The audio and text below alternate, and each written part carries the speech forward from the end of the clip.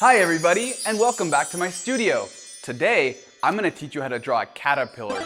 So grab a paper and something to draw with, and let's get started. Okay, first we're going to start with the head of the caterpillar. So we're going to come to the middle of the page right here and do a rounded shape just like this. Once we have the rounded shape done, we're going to do a couple more rounded bumps all the way down, like this.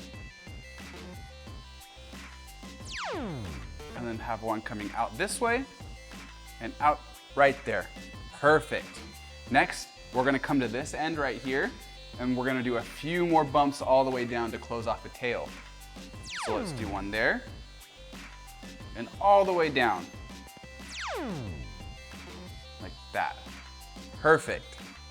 Next, let's move on to the inside of the shape of our caterpillar and draw some eyes.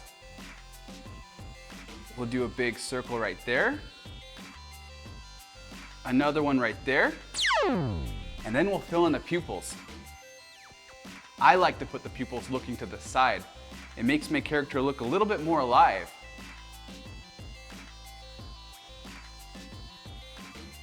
Like that. Perfect. Next, let's add some eyebrows. Right above the eyes like that. And then a big smile with some rounded teeth. Perfect. A couple lines under our eyes. Now let's give our caterpillar some arms and legs.